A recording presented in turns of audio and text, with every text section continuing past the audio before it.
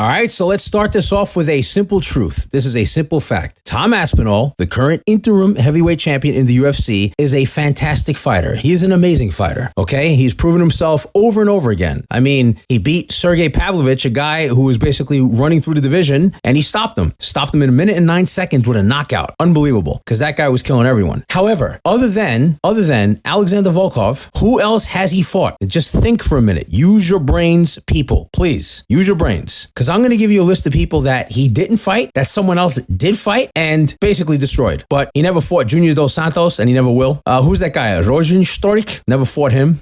He did fight Volkov, and Volkov's a tough guy, and he did do better than this other guy that I'm talking about. Didn't have to go through Derek Lewis, who seems to be a crowd favorite, a fan favorite, or a casual fan favorite because of Joe Rogan, who just loves talking about him. Tai Tuivasa, and two other guys you might have heard of. I don't know. Did you ever hear of a guy named Francis Ngannou? Yeah, well, unless Aspinall decides to leave the UFC, he's never going to fight him, but this other guy I'm talking about did. And Jon Jones. And Jon Jones, of course, beat this guy, as did Francis Ngannou. And the guy that I'm talking about, you should know, if you're not a casual, is Ciryl Gan. Ciryl Gan is an amazing heavyweight fighter. He's only been stopped by 2 people in his 11-fight career in the UFC. Of course, I'm talking about in the UFC. He has 3 other fights outside of the UFC in TKO. That is the name of the organization, which coincidentally is the name of the parent company of UFC. No relation whatsoever, but I digress.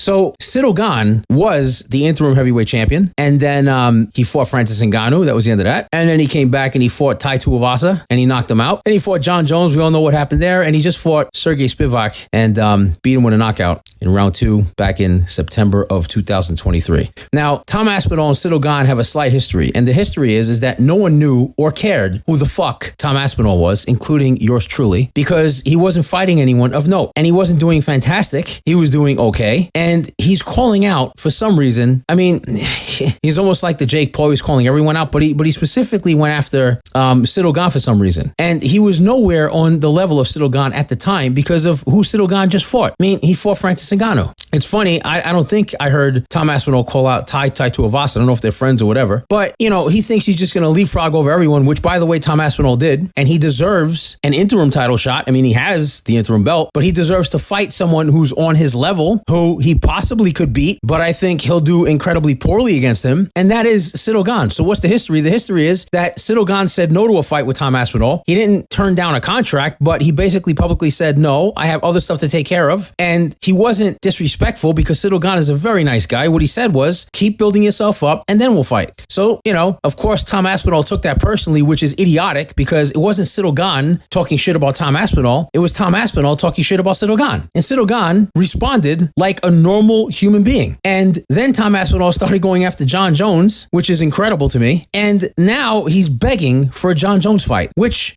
guys, listen very carefully. I mean, I'm going to try to spell this out for you again. Jon Jones put it eloquently, and he put it perfectly, and he put it correctly. Listen, Jon Jones, let's say he fights Tom Aspinall and he beats him, which he will. What does that do for his current legacy, especially given the fact of all the recent people that he's destroyed? Okay? I mean, he kicked Ciryl Gan's ass. He walked through Stipe Miocic. You think that the next stepping stone has to be Tom Aspinall? No, he is putting himself at risk by calling out Alex Pereira. And the fact that anyone thinks that Alex Pereira is not as good as Tom Aspinall, or that if Tom Aspinall and Alex Pereira were to fight, it would be an easy fight for Tom Aspinall, you guys are absolutely insane. You're absolutely insane. All right? Look up and down all these guys' wins in the UFC. And I'm talking about Tom Aspinall, right? He has 3 submissions and he has 12 knockouts. Well, we know one of the weaknesses of Alex Pereira, even though he's never been submitted, one of his weaknesses is the ground game because we haven't seen it, but he's also a legitimate black belt in jiu-jitsu, whether or not you want to believe it. That's your problem. He's a freaking black belt and he didn't have to use it. Why? Because whenever he is put in a bad situation, as he was many times in the Jan Blachowicz fight, he gets up and he goes back to his striking because that is how you play the game. And it's funny how the fans just talk shit and they say, oh, I want to see more striking. So now you get a guy who basically strikes the shit out of everyone, including wrestlers, including jiu-jitsu people, and like, he has no ground game. Like, make your fucking mind up. Do you want to see a brawler? Do you want to see classic UFC shit combined with a seasoned kickboxer who has, I mean, the guy already has 2 fucking belts in the UFC. Tom Aspinall does not and will never have 2 belts belts in the UFC. He's way too fucking big to ever cut down to light heavyweight, and unless they make a super heavyweight division, he will never have 2 belts ever. Alex Pereira is currently on his way to being the best ever in the UFC, right underneath Jon Jones. And if you guys don't believe that, you are smoking serious crack, because Pereira came out of nowhere and he shifted from a kickboxer to being a 2-division champion in the UFC. Well, of course, everyone's going to point to Adesanya. Well, Adesanya did do it first, but you all forgot, or maybe you never knew, and I'll say it again because I've said it before. The only reason why you knew about Israel Adesanya and not Alex Pereira is because every single time Alex Pereira threatened to come over to the UFC, Adesanya's like, nah, I already took care of that. I took care of that. No, he didn't take care of that. He knocked your ass out, bitch, which is why you left kickboxing and you ran away and you went to the UFC. And even when he got to the UFC, you were denying him. And when he finally fought you, he TKO'd you. Granted, you knocked him out in the rematch, but like a pussy, you didn't give him the third match. So he said, screw it, I'm going to move out to light heavyweight. And he even called you out. He said, come to daddy, after he won the belt in the light heavyweight division. And you just ignored him. Why? Because you know he's a threat in light heavyweight. You'll never get the light heavyweight belt out of Adesanya, but I digress. My whole point is Tom Aspinall is now talking crazy shit, thinking that it's an easier fight for Jon Jones to fight Alex Pereira? Tom, shut the fuck up. What are you talking about, mate? Okay, you're 6'5", 251 pounds, 31 years old. Really fucking impressive. No, I mean that. I mean, Jon Jones, you know what? No, Ciryl Gan, 250 pounds, 6'5", 34 years old. And now you want to go after a 37-year-old Jon Jones who struggles to get anywhere above 240. Okay, he's averages at 238, which is still big, but come on, that's 20 pounds less than fucking Ciryl Gan. And you think like the one who's a duck, all you idiots putting ducks out there, the one who has been quacking for the last fucking 8 to 9, now 10 months is Tom Aspinall. Tom Aspinall is ducking Ciryl Gan. And Ciryl Gan was forced to take a fight with Alexander Volkov, which is going to happen at UFC 310. He was supposed to fight earlier, but I think one of them had an injury. I think it was Volkov. So it got rescheduled to 310. Why? Because Ciryl Gan wants to fight. He's a fighter. And you're begging for this Jon Jones fight. You're beginning to sound like Michael Chandler with the red panty night. Just waiting and waiting. Like, Jon Jones, number one, doesn't like you. He calls you Tom Asshole, which you are a bit of an asshole, especially on your last interview with, that fake casual fan who wears glasses and the stupid plaid shirt, and he shaves his head and he kind of looks like a retarded version of Drake.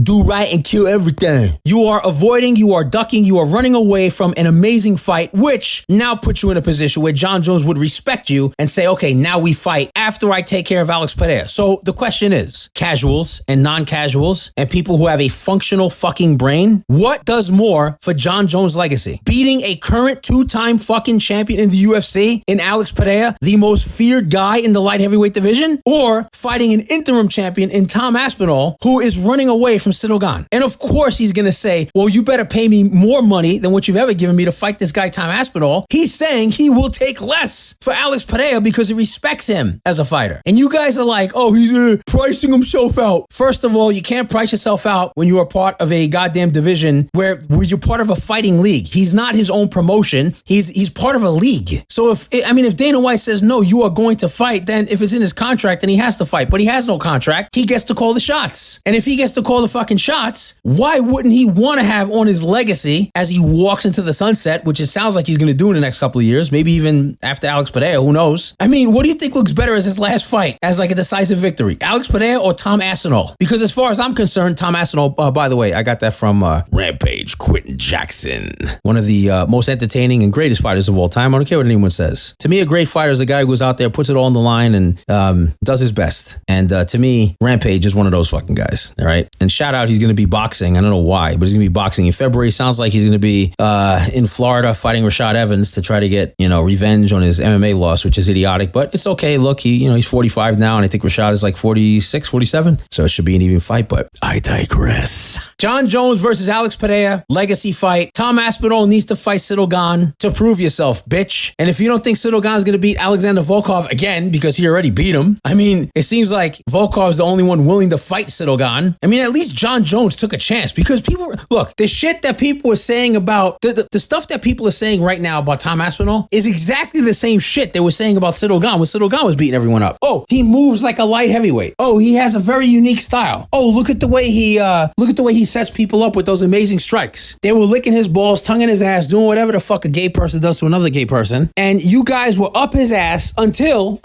Jon Jones beat him. Because even though Francis Ngannou beat him, but guess what? He lasted 5 fucking rounds with Francis Ngannou, who was picking him up and slamming him down all over the fucking place. And yeah, granted, Ciryl Gan looks like he doesn't know what the fuck to do on the ground. You want to know who else doesn't know what the fuck he's doing on the ground? Francis Ngannou. And he could not knock out Ciryl Gan. So imagine a Francis Ngannou Tom Aspinall fight, which again won't happen unless Tom Aspinall decides to breach his contract and get sued, or unless Francis Ngannou starts his own league in Africa and shit, gets a special permission from Dana White, which he never would, to have Tom Aspinall fight him in his, I just want to be free fighting league. That would be a lot of letters, but let's see, yeah, we'll call it the IWF. I want to be free fighting league from Francis Ngannou.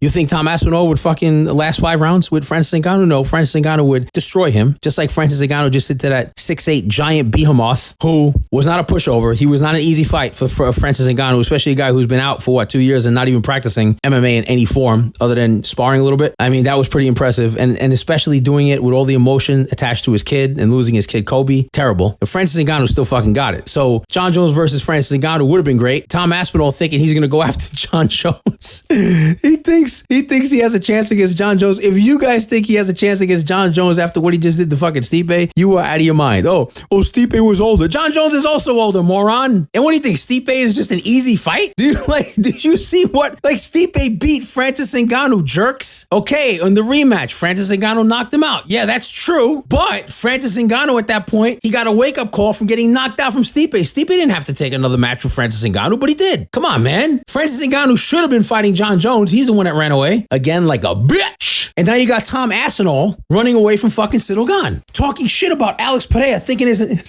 it's an easy fight. Tom, you need to wake the fuck up. And by the way, his fucking, his whole little support system over there, I swear to God, they talk about his ground game like he's a fucking god, like he's Royce Gracie reincarnate at the heavyweight division or some shit. And it's like, well, we haven't really seen anything because he hasn't had to fucking use it. No, because we know, just like Adesanya said, fucking Adesanya's coach for years. What was he saying? Oh, he's not even using all the stuff that he has in his bag. Yeah, he's gonna come out. He's gonna say he has a lot more stuff in his bag. Yeah. I mean, no, he doesn't. He's very limited. We know exactly what fucking, what Adesanya can do now. And he seems to have forgotten his crazy great striking with that crescent kick. You know, the little fake and then the little roundhouse thing that he does. It's really, everyone calls it a fucking question mark. It's just a delayed crescent kick, which is, he used effectively, then he stopped using it. He used to have a very effective feinting game. I don't know what the hell happened, but it's like after he got knocked out after he got knocked out decisively by his arch nemesis, his evil twin, Alex Pereira, he's never been the same. I mean, Sean Strickland basically exposed him for just being a guy that if you move forward against Adesanya, you'll win. I mean, and then Dricus du Plessis fucking submits him. I manifested this. You didn't manifest shit. By the way, you guys should look up the word manifest and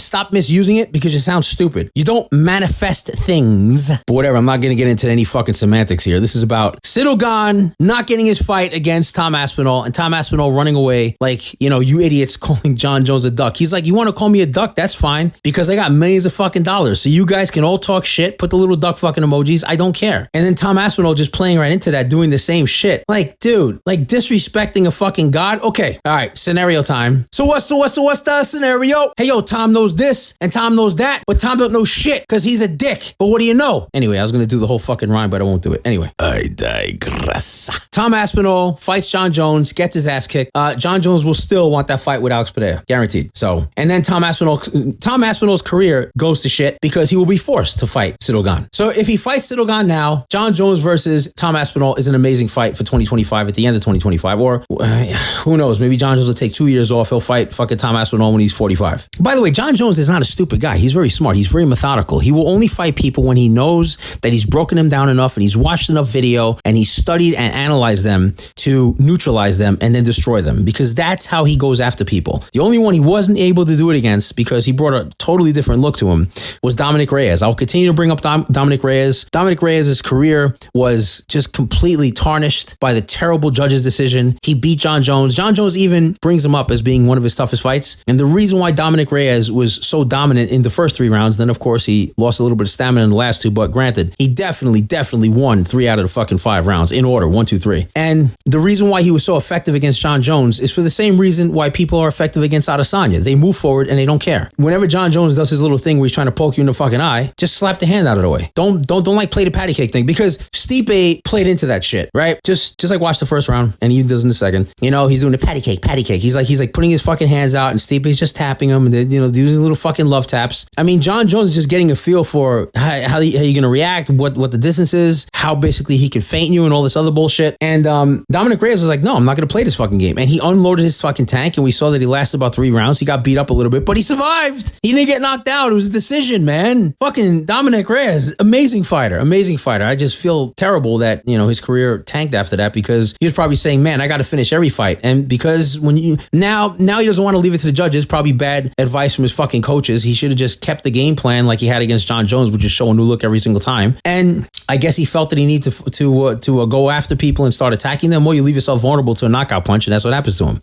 So other than that guy, I mean, no one's really given Jon Jones a hard fucking time. I mean, you know, you got to go back a little bit and look at the first Gustafsson fight, which is pretty fun to watch. The second one was shit, but you know, the first one was great. Now, just watch any fight with Tom Aspinall. I mean, he's nowhere on the fucking level of Ciryl Gan. Guys, if you don't think so, watch Ciryl Gan's fight against Ngannou. Tell me if you think that Tom Aspinall will be able to do half the shit that he was doing in that fight. By the way, let's look at Aspinall's fucking career in the UFC specifically. Actually, you can go back to his entire career. His fights never get past the second round. Ever. He has 2 losses before he got to the UFC, both by submissions, by the way. So we know that's not going to happen if he fights Ciryl Gan. Actually, one of them was by submission. And then, of course, we really shouldn't even count the loss against Curtis Blaydes, the first one, because that was bullshit. I mean, the guy hurt himself, which is another thing. He's very susceptible to injury, and, you know, that knee is always going to be in the back of his mind. You don't think Ciryl Gan's going to be going after that knee and just tear him down and piece him apart, because that would happen.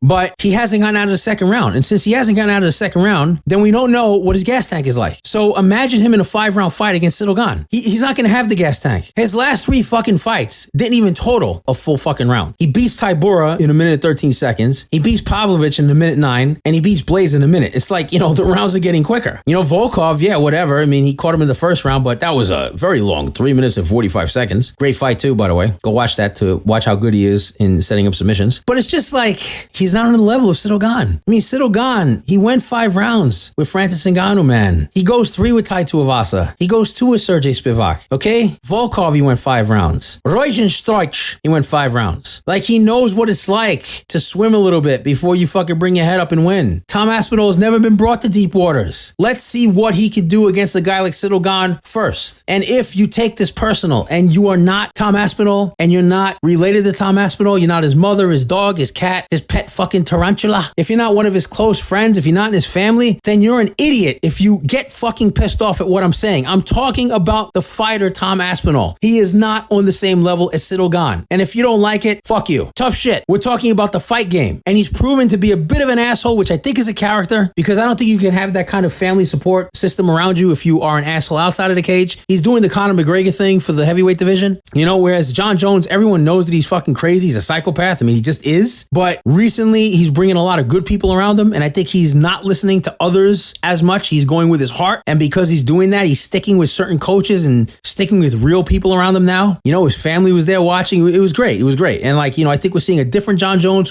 he's beginning to remind me of Mike Tyson in his later career, where Mike Tyson began to take himself not so seriously, and he did the funny cartoons, and, you know, obviously with the first Hangover movie, which was great, and being able to make fun of himself more and not take shit so personally. You should look at this ad that I put on my page on Muscle Talk Radio on Instagram. I mean, it's great. You know, he's basically calling him Dr. Bones, and he's playing a role as a chiropractor, and he's doing all of his famous moves to crack people's necks and break their spine. He's like, yeah, definitely the bone doctor to help you out. It's great. And it's an advertisement for something that he's selling. I mean, I just left it in there because shit, I would definitely, that's a guy that I could get behind and actually support. The Jon Jones that I saw even a couple of years ago was a total asshole. This guy, he seems reformed. And this new Jon Jones, that guy I want to see fight Alex Pereira. I don't care about him fighting Tom Aspinall. And if you care about him fighting Tom Aspinall, then you're not a real MMA fan. You're not a real UFC fan. You are a Tom Aspinall fan. And if you're going to watch the UFC and you want to watch good fights, how in the fuck would you not want to watch Jon Jones versus Alex Pereira? You want to know why? Because you're a casual.